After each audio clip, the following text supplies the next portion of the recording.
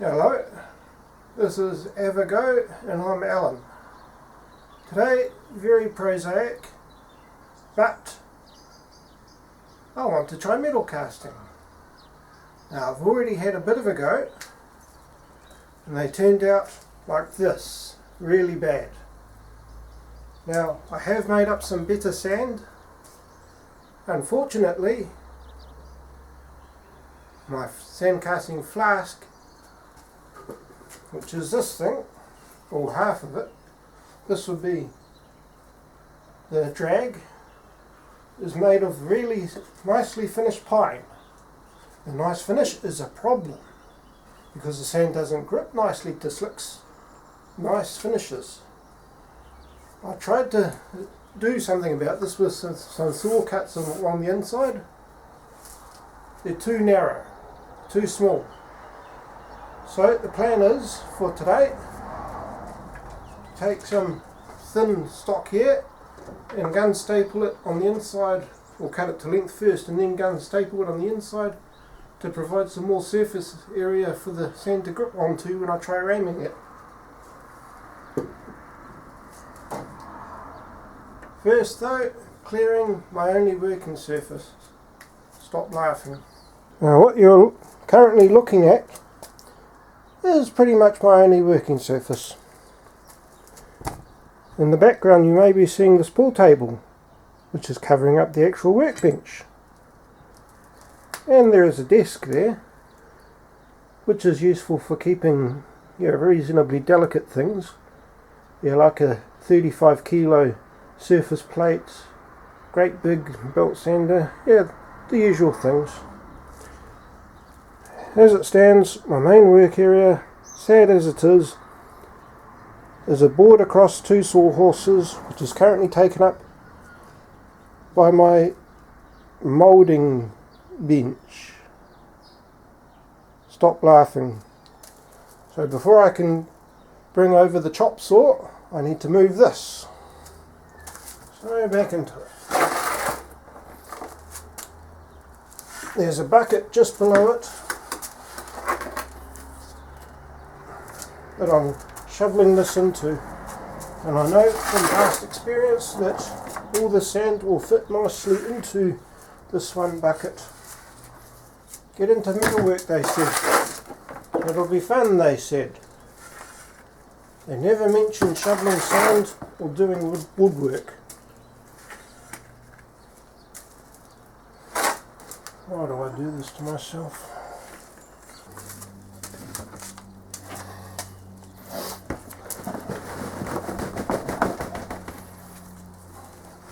Now you may be wondering, Alan, why don't you just buy a lathe? You don't have to do any sand casting then. Well, what exactly would I do with a lathe? I don't know how to run a lathe. The idea being, if you make one from scratch with sand castings, by the time you're finished, you'll have a pretty good idea on how to use the lathe and what to use it for. As it stands, the only thing I can do with the lathe is turn things into cylinders. Get in there. And turn big cylinders into smaller cylinders.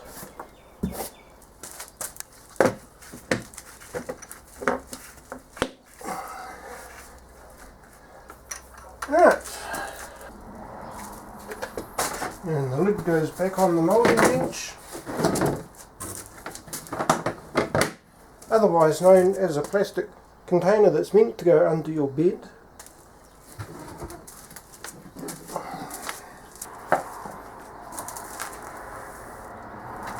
Tidy up the workbench.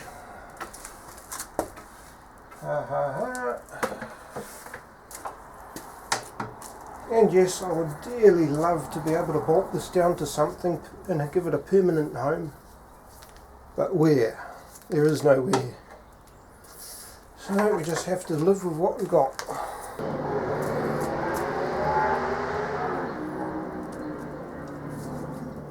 Are all your noisy buggers finished?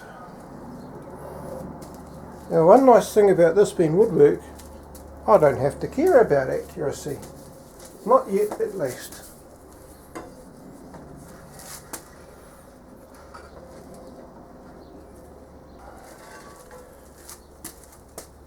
Blind man would be happy to see it.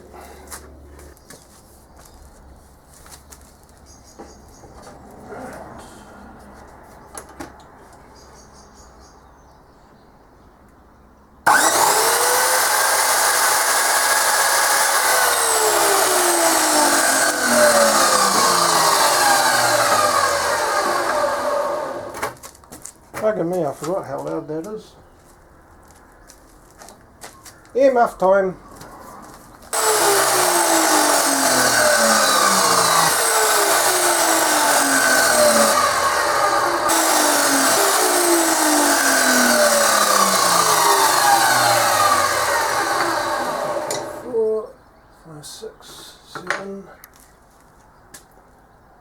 Well, on the one hand it broke up evenly, on the other hand only got 7 pieces and I need 8. Oh well, this is why we get extra.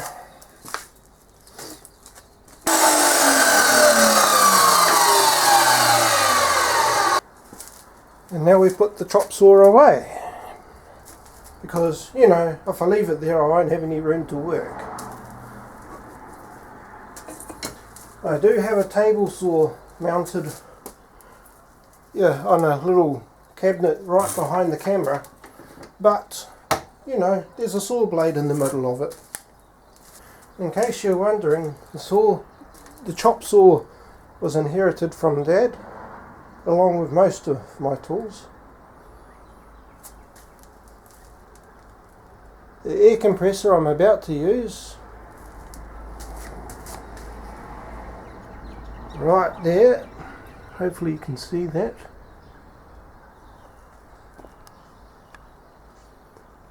Was made by my grandfather, passed down to Dad, and then passed down to me.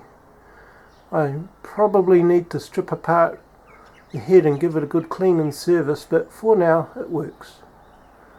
And there is a nail gun which I will be using, because, you know, I don't really want to muck about with a hammer and nails. And in there is the crate of fun stuff, which I hope to be getting into. You know, once I'm far enough that I'm working with metal and not wood. Now the air compressor is fairly noisy, so you are going to be hearing some noise. Like it or not, I'm afraid.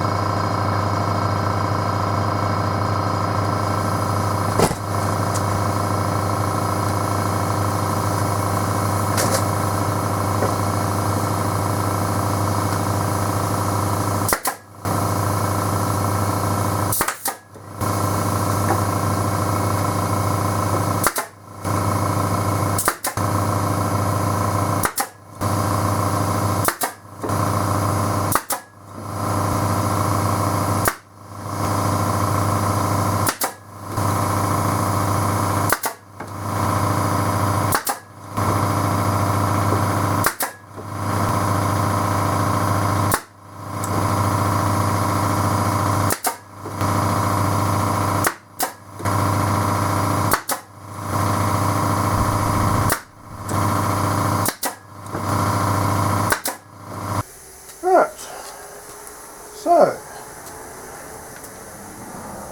it's not very good looking, but it should do the job. The job being to give the sand something to sit on, so and not just slide down a smooth side. It's not pretty, but it doesn't have to be pretty. So now, hopefully, put the pattern in there, or half of it. Put the sand in, ram it up nice and tight, put more sand in, nice and tight, and hopefully when I pick it up, the sand will cling to the ribs on here and not just go onto the damn table.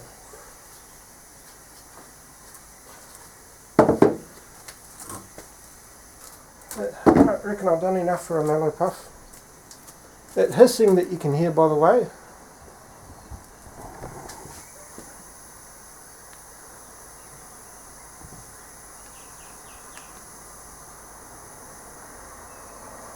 There's a safety valve in there that slowly releases air. Once it hits pressure, it will release air even faster. It was made 40 to 50 years ago, and it is horrible to pick up. It needs at least 2 people, despite the size of it. And like everything Grandad made, it is built like the brick proverbial. For reference, that is Grandad's tool press. I have to restore it, strip off the rust and re-grease it, because it's seen about 30 years or so with no real love. But like everything, it's a work in progress. So, now it's tidy up time. Yay!